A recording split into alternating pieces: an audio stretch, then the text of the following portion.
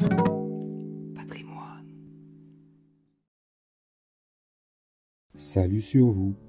En quête de patrimoine, découvrons notre histoire. 29 octobre, nous fêtons Saint Wolfgang. Saint Wolfgang naquit au château de Weltenbourg, dans le pays des Grisons. Il appartenait à l'une des plus anciennes familles de la Souabe.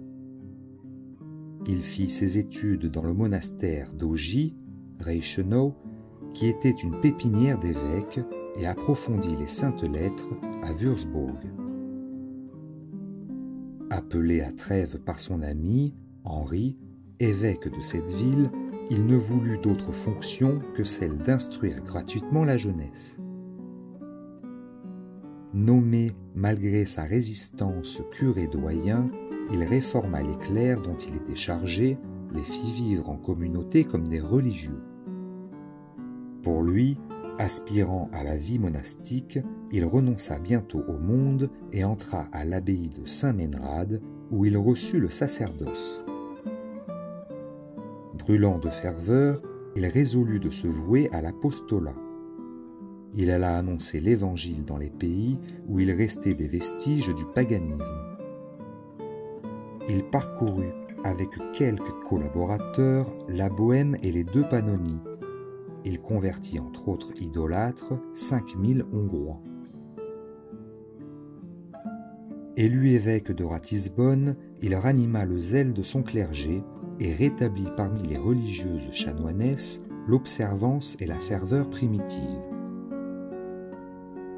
Il visita son diocèse dans les moindres recoins, prêchant avec une onction évangélique qui touchait les cœurs les plus indifférents. Il vécut toujours en religieux et se livrait à des austérités extraordinaires. À minuit, il se rendait à l'église et il se préparait à la célébration des saints mystères, pendant lesquels ses soupirs, ses larmes, indiquaient avec quelle ardeur il s'immolait lui-même avec la divine victime. Il observait le silence monastique, consacrant à la lecture des saints livres et à la méditation le temps que bien d'autres perdent dans des conversations humaines. Mais, quand il fallait parler, il le faisait agréablement. Il traitait les affaires avec une pénétration incomparable. Il avait toujours plusieurs pauvres à sa table et l'on faisait une lecture pieuse pendant ses repas. Son amour de la solitude finit par l'emporter. Il s'enfuit et se cacha dans un petit ermitage au milieu des Alpes noriques. Des chasseurs le découvrirent au bout de 5 ans et on l'obligea de retourner dans son diocèse, qu'il gouverna jusqu'à sa mort avec un dévouement apostolique.